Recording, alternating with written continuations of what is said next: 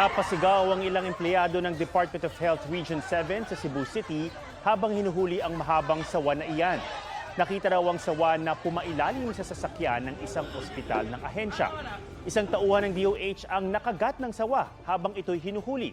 Ayon sa mga kawani, posibleng galing daw sa imbornalang sawa at gumapang papunta sa ilalim ng sasakyan na ito-turn over na ang sawa sa pangangalaga ng DNR.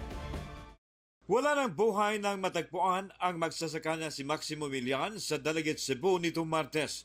Tuwing umaga lumalabas daw ito para pakainin ang alagang kambing pero nung araw na yon, hindi na siya nagkabalik.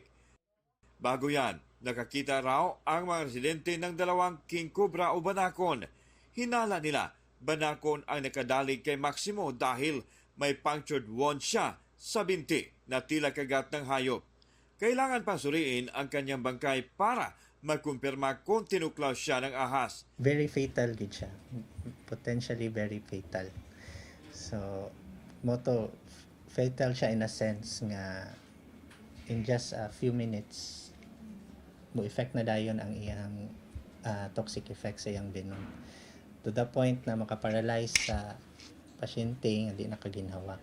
Bago ang sighting ng king cobra sa Dalaget, may namataan ding king cobra sa Cebu City. Pinatay ng mga tao ang king cobra para hindi na raw makapanuklaw. Ipinagbabawal ang pagpatay sa wildlife animals maliban na lang kung emergency. Ayon sa DNR Central Visayas, ang pagpapakita ng king cobra ay palatandaan ng masaganang likas yaman. Posible rin umanong lumalabas ang mga ito dahil mating season. Ang sako kung nasaan ang ahas, galit na pinaghahampas ng ilang kaanak ng lalaking nasawi sa tuklaw ng cobra. Kwento ng ama ng lalaki, umihi noon ang biktima ng matuklaw sa paa. Nadala pa siya sa ospital pero nasawi rin. Nagtawag ng snake rescuer ang kanyang pamilya at nakita sa loob ng bahay ang ahas na pinaniniwalaang nakatuklaw sa lalaki. Paalala naman ng Provincial Environment and Natural Resources Office o PENRO, bawal ang pagpatay sa wildlife animals tulad ng cobra maliban kung ito ay emergency.